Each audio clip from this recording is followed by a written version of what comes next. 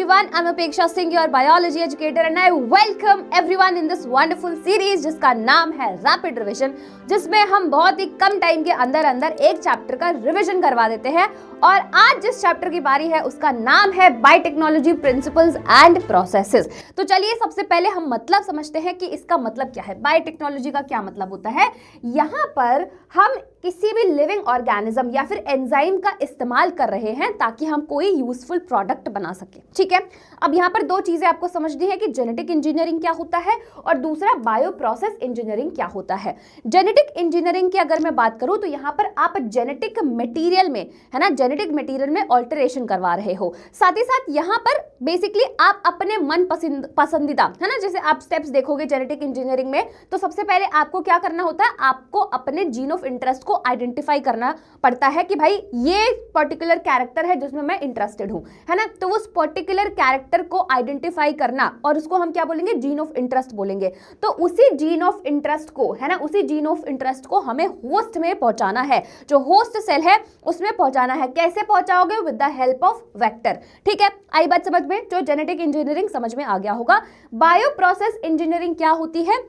देखो, आपने प्रोडक्ट बना लिया है, अब प्रोडक्ट आपको लार्ज स्केल पे बनाना है ना। लार्ज स्केल पे कैसे बनाओगे? With the help of bio reactors. तो वहां पर सारी चीजों को आपको मेंटेन करके रखना पड़ता है, चाहे टेम्परेचर हो गया, चाहे कुछ भी हो गया, पीएच हो गया, है ना, जितनी भी सारी चीजें उसको चाहिए होगी उस प्रोडक्ट के लार्ज स्केल प्रोडक्शन के लिए, वो सारी चीजों को आपको मेंटेन करके रखना होगा। जैसे कि स्टेराइल कंडीशंस हो गए, है ना। यहाँ पर होता है कि आपके पास प्रोडक्ट रेडी है, अब उस प्रोडक्ट को क्या क्या, है ना, कस्टमर्स तक पहुंचाओगे कैसे, है ना, कौन से कंडीशंस, किस टाइप का पीएच होगा, एसिडिक होगा, बेसिक होगा, है ना, ये सारी चीजें, ये सारे कंडीशंस आपको मेंटेन करके रखना होता है। ठीक है, आई बात समझ में? तो वो किसके अंदर आ जाएगा? आपके बायो प्रोसेस इंजीनियरिंग में आ जाएगा। अब सबसे पहले हम लोग रिकॉम्बिनेंट डीएनए टेक्नोलॉजी के टूल्स के बारे में जानते हैं। तो यहां पर सबसे पहला टूल दिया हुआ है रेस्ट्रिक्शन एंजाइम्स। मैम ये क्या होते हैं रेस्ट्रिक्शन एंजाइम्स?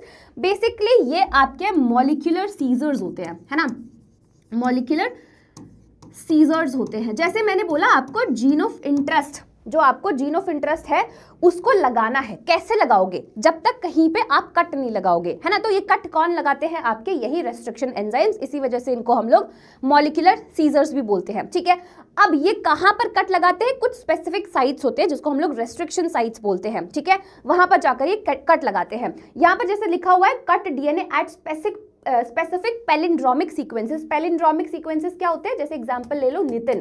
ठीक है, नितिन हो गया, है ना, नितिन एंड मलयालम। ठीक है, मलयालम। ठीक है, तो यहां पर चाहे आगे से आप जाओ चाहे पीछे से जाओ, सेम ही है। यहां पर भी अगर आप आगे से जाओगे या पीछे से जाओगे, सेम ही है। तो ऐसे सीक्वेंसेस को हम क्या बोलते हैं? पैलिंड्रोमिक सीक्वेंसेस बोलते हैं। तो ये आपके कहां पर कट लगाएंगे? ऐसे कुछ स्पेसिफिक पैलिंड्रोमिक सीक्वेंसेस पे कट लगाते हैं। ठीक है, एग्जांपल यहां पर इको R1 दिया हुआ है। साथ ही साथ कट लगाने की वजह से आपके दो टाइप के एंड्स बन सकते हैं, है ना, या तो ब्लंट एंड्स बन सकते हैं या फिर स्टिकी एंड्स बन सकते हैं। आई बात समझ में? क्लियर हो गया? तो बेसिकली अगर आपसे पूछा जाए रेस्ट्रिक्शन एंजाइम्स क्या है, तो वो मॉलिक्यूलर सीजर्स की तरह काम करते हैं, स्पेसिफिक साइट्स पे कट लगाते हैं जिसको हम लोग रेस्ट्रिक्शन साइट्स बोलते हैं। और ऑब्वियसली आपको जीन ऑफ इंटरेस्ट लगाना है तो वहां पर आपको कट लगाओगे, तभी तो आप जीन ऑफ इंटरेस्ट को लाइगेट कर पाओगे। ठीक है, क्लियर हो गया? चलिए आगे बढ़ते हैं। Cloning vectors. वेक्टर्स क्या होते हैं? सबसे पहले ये समझते हैं, है ना। वेक्टर्स क्या होते हैं? देखो, मैंने बोला जीन ऑफ इंटरेस्ट, ठीक है, मैंने बोला है जीन ऑफ इंटरेस्ट, और मैंने एक और चीज बोली कि होस्ट। ठीक है, अब मुझे जीन ऑफ इंटरेस्ट को होस्ट में लेकर जाना है ना, मुझे इसकी एंट्री इसमें चाहिए। तो मैं जीन ऑफ इंटरेस्ट को कैसे होस्ट में डालूंगी? With the help of vector. तो मैं क्या करूंगी? मैं वेक्टर लूंगी। यहां पर जैसे ही मेरे पास वेक्टर है, मैं अपना जीन ऑफ इंटरेस्ट इसमें लाइगेट कर दूंगी। मैंने जीन ऑफ इंटरेस्ट को लाइगेट किया। अब ये जो वेक्टर है इसको मैं होस्ट सेल में इंट्रोड्यूस करा दूंगी। ठीक है, इंट्रोड्यूस करा दूंगी। तो इस तरीके से जो मेरा जीन ऑफ इंटरेस्ट है वो होस्ट सेल में पहुंच जाएगा। आई बात समझ में? तो यहाँ पर जो वेक्टर्स होते हैं बेसिकली ये व्हीकल होते हैं, है ना। जैसे कि अगर आपको कहीं जाना है घूमने तो आप क्या करते हो? उबर कर लेते हो, है ना। वो क्या हो गया? आपको एक जगह से दूसरी जगह पहुंचा देगा। तो सेम ये व्हीकल की तरह काम करते हैं। जो जीन ऑफ इंटरेस्ट है उसको होस्ट सेल में पहुंचा देंगे। ठीक है, तो यहाँ पर जो डीएनए मॉलिक्यूल ही है ना, उन्हीं को हम यूज करते हैं to transfer foreign DNA into host. आई बात समझ में, क्लियर हो गया। अब यहाँ पर फीचर्स क्या क्या हो सकते हैं क्लोनिंग वेक्टर के, सबसे पहले वहां पर ओरिजिन ऑफ रेप्लिकेशन होना चाहिए। अगर आप चाहते हो कि भाई वो होस्ट सेल में जाकर मल्टीपल कॉपीज बनाए तो डेफिनेटली वहां पर ओरिजिन ऑफ रेप्लिकेशन होना ही चाहिए।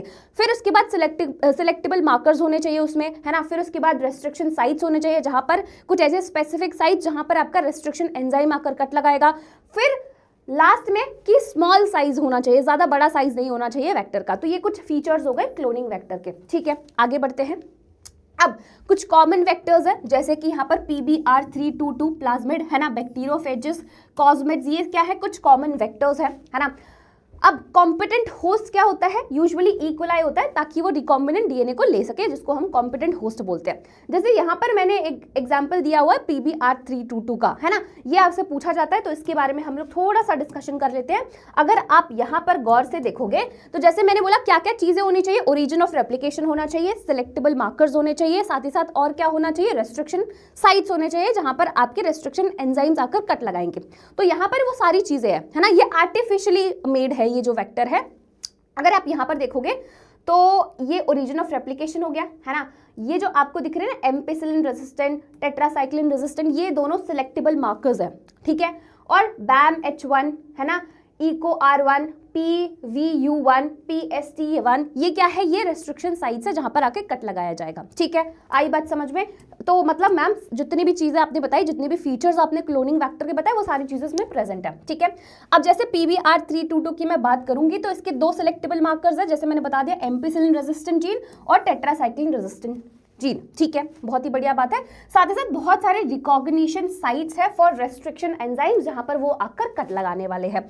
अच्छा, अगर मैं, है ना, अब इसको ध्यान से सुनना, अगर मैं डीएनए फ्रैगमेंट को, है ना, अगर मैं डीएनए फ्रैगमेंट को इंसर्ट कर रही हूं PS2, PST1 और PV1, है ना, ये जो आपके रेस्ट्रिक्शन साइट्स है, यहां पर मैं इंसर्ट कर रही हूं, मतलब यहाँ पर मेरा जो जीन ऑफ इंटरेस्ट हो जाएगा या फॉरेन डीएनए है, मैं इसको यहाँ पर लाइगेट कर रही हूँ, तो इसकी वजह से क्या होगा, जो एम्पिसिलिन रेजिस्टेंट है ये आपका नॉन फंक्शनल हो जाएगा, है ना। क्या हो जाएगा, नॉन फंक्शनल हो जाएगा। तो यही यहाँ पर लिखा होगा कि gene ampicillin and it makes it non functional, ठीक है। अब ऐसा कोई बैक्टीरियल सेल जिसमें ये रिकॉम्बिनेंट PBR322 वेक्टर प्रेजेंट होगा, वो आपके टेट्रासाइक्लिन में ग्रो करेगा, बट एम्पिसिलिन में ग्रो नहीं करेगा। क्यों नहीं ग्रो करेगा, क्योंकि यहाँ पर ऑलरेडी ये नॉन फंक्शनल हो गया है, क्योंकि हमने जीन ऑफ इंटरेस्ट को यहाँ पर लाइगेट कर दिया है।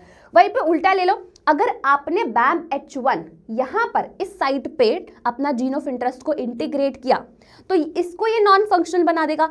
अगर ये नॉन फंक्शनल हो जाएगा तो क्या ये ग्रो करेगा, है ना, क्या ये टेट्रासाइक्लिन पे ग्रो करेगा, नहीं करेगा, ठीक है। तो ये टेट्रासाइक्लिन पे ग्रो नहीं करेगा, बट एम्पिसिलिन पे जरूर ग्रो करेगा, क्योंकि यहाँ पर आपने जीन ऑफ इंटरेस्ट लाइगेट कर दिया है अपना, जिसकी वजह से ये नॉन फंक्शनल हो गया। तो यही चीजें यहाँ पर लिखा हुआ है, when DNA insert is placed in the restriction enzyme BAM-H1 and SAL1, है ना, the gene coding for tetracycline resistant become non functional. Non functional हो जाएगा तो फिर ये टेट्रासाइक्लिन पे ग्रो नहीं करेगा, एम्पिसिलिन पे ग्रो कर जाएगा, उल्टा हो जाएगा, ठीक है। क्लियर हो गई ये चीज। चलिए आगे बढ़ते हैं, है ना, ये हमने वेक्टर के बारे में पढ़ लिया। अब क्या क्या स्टेप्स होते हैं रिकॉम्बिनेंट डीएनए टेक्नोलॉजी में। सबसे पहले आपको आइसोलेट करना पड़ेगा अपना जेनेटिक मटेरियल डीएनए, ठीक है। आपने डीएनए को आइसोलेट कर लिया, ठीक है, बहुत ही बढ़िया बात है। अब आप क्या करोगे, कट लगाओगे, ठीक है। तो कट किसकी वजह से लगा रहे हो, किसकी हेल्प से लगा रहे हो, रेस्ट्रिक्शन एंजाइम्स की हेल्प से लगा रहे हो, मॉलिक्यूलर सीजर्स की। अब इसके बाद क्या करोगे, एम्प्लीफिकेशन करवाओगे, ठीक है, एम्प्लीफिकेशन ऑफ जीन, ठीक है। तो यहाँ पर एम्प्लीफिकेशन करवाने के बाद ऑब्वियसली किससे, PCR से, पॉलीमरेज चेन रिएक्शन से, जिसमें आप अपने जीन को, है ना, यहाँ पर बिलियन ऑफ टाइम्स उसको एम्प्लीफाई कर सकते हो। फिर उसके बाद लाइगेट करवाओगे, जो आपका जीन ऑफ इंटरेस्ट है, किसके साथ, वेक्टर के साथ इंटीग्रेट करवाओगे। फिर अब क्या करोगे, इस वेक्टर को आप होस्ट सेल में पहुंचा दोगे, ठीक है। यहाँ पर होस्ट सेल में आपने उसका इंट्रोडक्शन कराया है लास्ट, फिर उसके बाद आ जाएगा कि सिलेक्शन ऑफ ट्रांसफॉर्मेंट, है ना, सिलेक्शन ऑफ ट्रांसफॉर्मेंट होगा। ट्रांसफॉर्मेंट मतलब जिसमें जीन ऑफ इंटरेस्ट जो है लाइगेट हुआ है, एक्सप्रेशन ऑफ जीन हो जाएगा। तो ये सारे स्टेप्स है आपके रिकॉम्बिनेंट डीएनए टेक्नोलॉजी में। क्लियर हो गई ये चीज, है ना। अगर बहुत लॉन्ग क्वेश्चन में आता है तो आपको सारे चीजें एक्सप्लेन करनी पड़ेगी बहुत अच्छे तरीके से। पॉलीमरेज चेन रिएक्शन की अगर मैं बात करूं, जैसे मैंने आपको बताया था कि ये आपके जेनेटिक मटेरियल को एम्पलीफाई कर देता है बिलियन ऑफ टाइम्स, है ना। और यहाँ पर जो एंजाइम का इस्तेमाल करते हैं दैट इज स्टैक पॉलीमरेज, ठीक है, बहुत ही बढ़िया बात है। यहाँ पर इसके 3 स्टेप्स है। सबसे पहले डीनेचुरेशन आ जाएगा, फिर एनीलिंग, फिर एक्सटेंशन आ जाएगा। टेम्परेचर अलग अलग होता है, जैसे डीनेचुरेशन की अगर आप बात करोगे तो कितने टेम्परेचर पे, बहुत ही हाई टेम्परेचर पे होता है, 94 से लेकर 95 डिग्री सेंटीग्रेड। और वहीं पे एनीलिंग की अगर आप बात करोगे तो इस पे कितना टेम्परेचर होता है, मतलब किस टेम्परेचर पे ये स्टेप होता है, 50 to 60 डिग्री सेंटीग्रेड। एक्सटेंशन आपके 72 डिग्री सेंटीग्रेड पे होता है ना। यहाँ पर अगर आप देखोगे सेम वही चीजें हैं। यहाँ पर सबसे पहले आपने क्या करवाया, आपने डीनेचुरेशन करवाया इतने हाई टेम्परेचर पे, ठीक है। डीनेचुरेशन के बाद एनीलिंग कराओगे, एनीलिंग के बाद एक्सटेंशन होगा। ये आपके स्टेप्स होते हैं पॉलीमरेज चेन रिएक्शन के, ठीक है। और यहाँ पर जो आपका जेनेटिक मटेरियल है वो बिलियन ऑफ टाइम्स एम्पलीफाई हो जाता है। उसके बाद आप क्या करोगे, नेक्स्ट स्टेप आ जाएगा कि आप जीन ऑफ इंटरेस्ट को लाइगेट कर दोगे वेक्टर के साथ।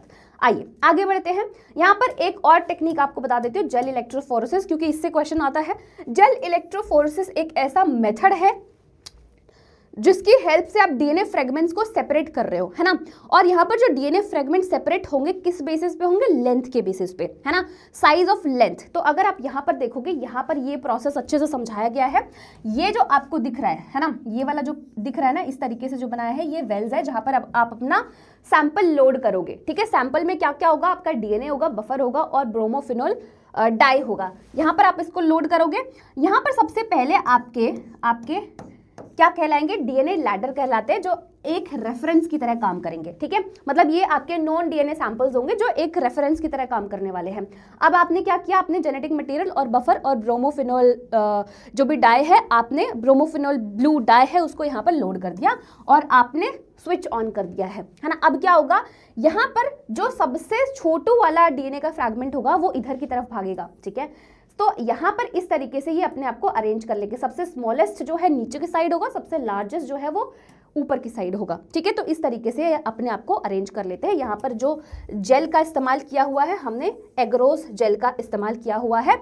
अब ये आपको ऐसे विजिबल नहीं होंगे, है ना, ये आपको ऐसे विजिबल नहीं होंगे, ये विजिबल होंगे with the help of dye ethidium bromide, ठीक है। ये आपको कुछ ऑरेंज कलर के दिखाई देते हैं अंडर दिस यूवी रेज, है ना, अंडर यूवी रेज। और इथीडियम ब्रोमाइड इसके प्रेजेंस में ये कुछ आपको ऑरेंज कलर के दिखाई देते हैं। क्लियर हो गया। तो ये होता है जेल इलेक्ट्रोफोरेसिस। बेसिकली यहाँ पर हम लोग डीएनए फ्रेगमेंट्स को on the basis of their length separate कर रहे हैं। आई बात समझ में, क्लियर हो गया। चलिए आगे बढ़ते हैं। और नेक्स्ट आता है आपका बायोरिएक्टर। बायोरिएक्टर अगेन वही हो गया कि बहुत बड़े बड़े लार्ज वेसल्स होते हैं और हम इनका इस्तेमाल क्यों करते हैं, मास प्रोडक्शन के लिए, ठीक है। जैसे मैंने बोला कि हम एक प्रोडक्ट बना रहे हैं, यूजफुल प्रोडक्ट बना रहे हैं, बट आपने प्रोडक्ट बनाया बट आप उसको लार्ज स्केल पे बनाना पड़ेगा। तो उसके लिए आप किसका इस्तेमाल करते हो, बायोरिएक्टर्स का इस्तेमाल करते हो। बायोरिएक्टर्स बेसिकली बहुत बड़े बड़े लार्ज वेसल्स होते हैं जो हम मास प्रोडक्शन के लिए इस्तेमाल करते हैं। और इसी बायोरिएक्टर में आपके जितने भी चीज़ें, जो भी कंडीशंस रिक्वायर्ड होती है वो सारी पहले से ही सेट होती है ना। स्टेरलाइज्ड होगा, फिर optimal pH, temperature, oxygen, nutrients जिसकी भी ज़रूरत होगी वो सारे इसमें ऑलरेडी सेट होगा। बस यहाँ पर आप अपना जो भी रॉ मटेरियल है वो डालोगे और फिर आपके सैंपल्स आ जाते हैं, मतलब प्रोडक्ट बन के आ जाता है, ठीक है। आई बात समझ में। नेक्स्ट होता है downstream processing of product after biosynthesis. आपकी प्रोडक्ट बन चुका है, अब आपको देखना है कि आप अपने कस्टमर्स तक कैसे पहुंचाओगे, ठीक है।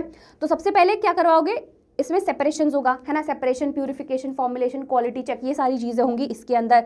फिर आपको देखना है कि इस प्रोडक्ट को कैसे हमें डिलीवर करना है ना, कैसे अपने कस्टमर्स तक पहुंचा सकते हैं। तो ये सारी चीज़ें आपके डाउनस्ट्रीम प्रोसेसिंग में आती है, ठीक है। क्लियर हो गया। तो अभी तक हमने क्या क्या देख लिया है, अभी तक हमने आई थिंक ऑलमोस्ट सारी चीज़ें ही कंप्लीट कर लिया है ना। एक आपका अच्छे तरीके से रिवीजन हो गया होगा, राइट। चलिए इंपॉर्टेंट एंजाइम एंड टर्म्स के बारे में हम लोग बात कर लेते हैं। तो यहाँ पर अगर आप देखोगे टर्म रेस्ट्रिक्शन एंडोन्यूक्लियसिस क्या है, जो कट लगाते हैं, है ना, जो स्पेसिफिक साइट्स पे, रेस्ट्रिक्शन साइट्स पे कट लगाएंगे, ठीक है, कट्स डीएनए, ठीक है। डीएनए लाइगेसेस क्या है, जोड़ने वाले, जो डीएनए फ्रेगमेंट्स को जोड़ेंगे। टैग पॉलीमरेज डीएनए एम्प्लीफिकेशन में काम आएगा। सिलेक्टेबल मार्कर्स आइडेंटिफाई करते हैं कौन सा ट्रांसफॉर्मेंट है और कौन सा नॉन ट्रांसफॉर्मेंट है। ट्रांसफॉर्मेंट मतलब होता है जिसमें जीन ऑफ इंटरेस्ट होगा, ठीक है, और जिसमें जीन ऑफ इंटरेस्ट नहीं होगा वो आपका नॉन ट्रांसफॉर्मेंट कहलाएगा, ठीक है। तो सिलेक्टेबल मार्कर्स आइडेंटिफाई करते हैं ट्रांसफॉर्मेंट क्या है और नॉन ट्रांसफॉर्मेंट क्या है। ORI क्या होता है, ये रेप्लिकेशन को इनिशिएट करता है, ओरिजिन ऑफ रेप्लिकेशन, ठीक है, क्लियर हो गया। तो ये कुछ इंपॉर्टेंट टर्म्स हो गए जो आपको याद रखने हैं, और इसी के साथ हमारा ये प्यारा चैप्टर जो है वो समाप्त होता है। यहाँ पर जो इंपॉर्टेंट टॉपिक्स है मैं बता देती हूँ, जेल इलेक्ट्रोफोरेसिस हो गया, PBR 322 के बारे में यहाँ पर पूछा जाता है ना।